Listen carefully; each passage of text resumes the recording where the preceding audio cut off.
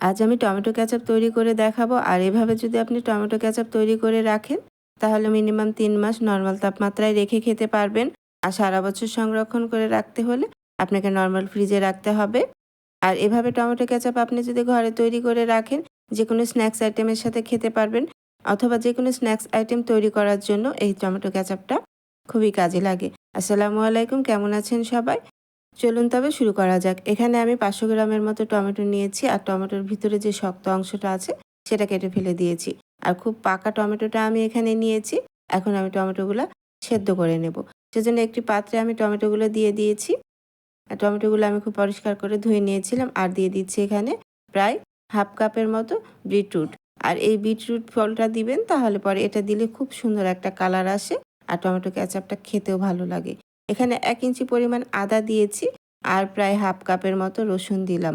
আর এই কেচাপে রসুনটা একটু বেশি দেবেন। অনেকেই পেঁয়াজ দেয়, আমি পেঁয়াজটা স্কিপ করছি। আর এখানে কিছু লাল মরিচ দিচ্ছি। এখানে আমি কাঁচা মরিচ যে লাল হয়ে যায় সেই লাল মরিচটা দিয়েছি, একটু ঝাল হবে। আর এখানে শুকনো মরিচ দিলাম ৪।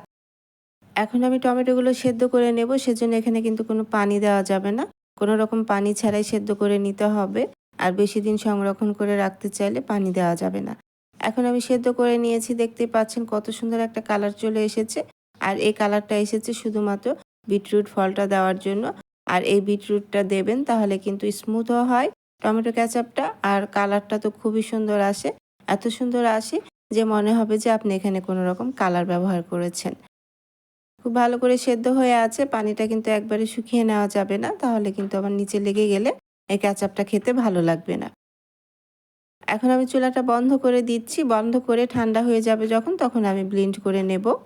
টমেটোগুলো আমি ব্লেন্ড করে নিয়েছি, দেখতে পাচ্ছেন কালারটা কতটা সুন্দর এসেছে। আমি কিন্তু খুব স্মুথ করে ব্লেন্ড করে নিয়েছি। তারপরেও কিন্তু ছেঁকে নিতে হবে। ছেঁকে নিলে কেচাপটা আরও স্মুথ হয়ে যাবে। এখন আমি ছেঁকে নিচ্ছি। আর এখানে দেখে নিশ্চয়ই মনে হচ্ছে যে এখানে আমি কোনো রকম কালার ব্যবহার করেছি। এখানে কিন্তু কোনো কালার ব্যবহার করা হয়নি। শুধুমাত্র বিটরুট ফলের জন্য এই কালারটা এরকম এসেছে। এখন আমি খুব ভালো করে ছেঁকে নিচ্ছি। ছেঁকে নেবেন, অবশ্যই ছেঁকে নিতে হবে, তাহলে যে টমেটোর বিচিগুলো আছে সেগুলো বের হয়ে আসবে আর খুব স্মুথ একটা কেচাপ তৈরি হয়ে যাবে। আর এই কেচাপটা আপনি যেকোনো স্ন্যাক্স আইটেমের সাথে তো খেতেই পারবেন। এভাবে আমি ছেঁকে নিয়েছি। সবগুলো টমেটো আমি এভাবে ব্লেন্ড করার পরে ছেঁকে নিয়েছি। দেখতে পাচ্ছেন ছাকার পরে কতটা স্মুথ হয়েছে। ঠিক এভাবে ছেঁকে নেবেন। আমি এভাবে সবগুলো টমেটো ছেঁকে নিয়েছি। এখন একটি পাত্রের মধ্যে আমি ছেঁকে নেওয়া টমেটো কেচাপগুলো দিয়ে দিলাম। আর এখানে চুলার আঁচটা মিডিয়াম করে দিয়ে এখন আমি জাল করে নেব। আর দেখতেই পাচ্ছেন কতটা স্মুথ হয়েছে আর কতটা কালারফুল হয়েছে। এখন এভাবে আমি কিছুটা সময় জাল করে নিয়েছি। ২ মিনিটের মতো জাল করে নিয়েছি। এখন এখানে আমি দিয়ে দিচ্ছি চিনি। এখানে আমি প্রায় হাফ কাপের মতো চিনি দিচ্ছি। এটা কিন্তু হট টমেটো কেচাপ, সেজন্য আমি একটু ঝাল ঝাল রাখতে চাচ্ছি। এখানে হাফ কাপের মতো চিনি দিয়ে চিনির পানিটা একটু টানিয়ে নিতে হবে। যেহেতু এটি আপনি নর্মাল তাপমাত্রায় ৩ মাসের মতো রেখে খেতে পারবেন। আর কিন্তু নর্মাল ফ্রিজে প্রায় ১ বছরের মতো রেখে খাওয়া যাবে। আর ১ বছর কিভাবে সংরক্ষণ করে রেখে খাওয়া যায় সেই ট্রিক্সটি আপনাদেরকে আমি দেখিয়ে দেব। আর এভাবে নেড়েচেড়ে চিনির পানিটা কিন্তু আমি অনেকটাই টানিয়ে নিয়েছি। এখন এখানে আমি দিয়ে দিচ্ছি স্বাদ মতো লবণ। এখানে আমি ১ টেবিল চামচের মতো লবণ দিচ্ছি। আর এখানে আমি সাদা লবণটা দিয়েছি। এখন লবণ দিয়ে একটু নেড়ে দিতে হবে। আর এখানে আমি ফ্লেভারের জন্য একটি দারচিনির টুকরো দিয়ে দিচ্ছি। আপনারা চাইলে এটি স্কিপ করতে পারেন, অথবা এলাচ, দারচিনি, জয়ত্রী এগুলো জাল করে পানিটা এখানে ব্যবহার করতে পারেন, তাহলেও খুব সুন্দর একটা ফ্লেভার আসে।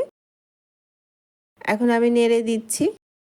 আর দেখতেই পাচ্ছেন কতটা স্মুথ হয়ে আছে। এখন এখানে আমি দিয়ে দিচ্ছি হাফ কাপের মতো ভিনেগার দিচ্ছি। এখানে আমি ভিনেগার দিলে একটু টকও হবে আর প্রিজারভেটিভের কাজ করবে। ভিনেগারটা অবশ্যই দিতে হবে বেশি দিন সংরক্ষণ করে রাখার জন্য। এখন ভিনেগার দিয়ে আমি একটু নেড়ে নিচ্ছি। ভিনেগার দিয়ে অবশ্যই নেড়ে নিতে হবে, আরও জাল করে নিতে হবে। আর এই টমেটো কেচাপটা একটু কিন্তু থিক হয়, একটু ঘন হয়, টমেটো সসের থেকে একটু থিক হবে। এখন এখানে আমি মেন উপকরণ দিয়ে দিলাম, সেটা হচ্ছে হাফ টেবিল স্পুনের মতো এখানে আমি খাওয়া সোডা দিয়েছি। আর এই খাওয়া সোডাটা দেবেন, তাহলেই কিন্তু বেশি দিন সংরক্ষণ করে রাখা যাবে এই টমেটো কেচাপটা। আর খাওয়া সোডা দেওয়ার সাথে সাথে দেখবেন যে উপরে ফেনা ক্রিয়েট হয়েছে। ভয়ের কোনো কারণ নেই, কিছুক্ষণ জাল দেওয়ার পর ফেনাটা আর থাকবে না। আর এখানে দিয়ে দিলাম হাফ টেবিল স্পুনের মতো সাইট্রিক অ্যাসিড। এটাও কিন্তু নর্মাল মুদি দোকানে পাওয়া যায়, প্রায় 20 টাকার মতো দাম নেয়, খুব বেশি দামও না। এটা দিবেন, এটাও দিলে সংরক্ষণ করে রাখা যাবে আর কিছুটা টক হবে। আর বাইরে যে আমরা টমেটো কেচাপটা কিনে খাই সেখানে ওভারডোজ দিয়ে থাকে, ওগুলো নিশ্চয়ই স্বাস্থ্যসম্মত না। আর আপনি এই উপকরণ দুটি দেবেন, তাহলে কিন্তু বেশি দিন সংরক্ষণ করে রেখে খেতে পারবেন। দেখতেই পাচ্ছেন ফেনাগুলো কিন্তু আর নাই, জাল দেওয়ার কারণে ফেনাটা কেটে গেছে। আর খাওয়ার সোডা কিন্তু আমাদের হাতের কাছেই থাকে, সবার ঘরেই থাকে। এই খাওয়ার সোডাটা আপনি দেবেন, তাহলে বেশি দিন সংরক্ষণ করে রেখে খেতে পারবেন। সাইট্রিক অ্যাসিড আর খাওয়ার সোডা দিয়ে বেশিক্ষণ জাল দেওয়ার প্রয়োজন নাই, নামানোর 5 মিনিট আগে দিয়ে নেবেন। আমি এভাবে জাল করে নিয়েছি, দেখতে পাচ্ছেন এখানে কিন্তু কোনো রকম কর্নফ্লাওয়ার দেওয়ার প্রয়োজন হয়নি। আমি নামিয়ে নিয়েছি, তৈরি হয়ে গেছে মজাদার টমেটো কেচাপ। এভাবে কিন্তু ঘরে তৈরি করতে পারেন হট টমেটো কেচাপ। বানানোও কিন্তু খুবই সহজ আর সারা বছর সংরক্ষণ করে রেখে খাওয়াও যায়।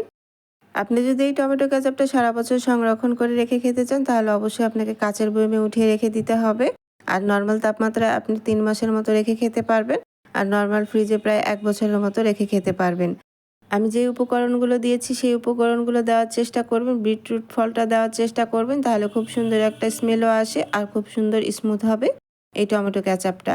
আর এই হট টমেটো কেচাপটা কিন্তু যে কোনো স্ন্যাক্স আইটেমের সাথে খাওয়া যায়। আবার যে কোনো স্ন্যাক্স আইটেম তৈরি করতেও কিন্তু খুবই কাজে লাগে এই হট টমেটো সসটি। আর এখনই টমেটো ফুরিয়ে যাওয়ার আগে বানিয়ে রেখে দিতে পারেন। আশা করছি আজকে আমার এই হট টমেটো কেচাপ রেসিপিটি আপনাদের ভালো লেগেছে। রেসিপিটি ভালো লাগলে অবশ্যই আমার ইউটিউব চ্যানেলটি সাবস্ক্রাইব করে রাখবেন। একটি লাইক, কমেন্ট, শেয়ার করে দেবেন। আর যারা ফেসবুক পেজ থেকে দেখছেন, তারা অবশ্যই আমার ফেসবুক পেজটি ফলো দিয়ে রাখবেন ও একটি লাইক, কমেন্ট, শেয়ার করে রাখবেন। একটি রেসিপি তৈরি করার জন্য আমাদের অনেক পরিশ্রম দিতে হয়। আশা করছি আমাকে সাপোর্ট করবেন। আজ বিদায় নিচ্ছি। চলে আসবো আবারও অন্য কোনো নতুন ও সহজ রেসিপি নিয়ে। আল্লাহ আপনাদের ভালো রাখুন, সুস্থ রাখুন। ভালো থাকবেন সবাই। আল্লাহ হাফিজ।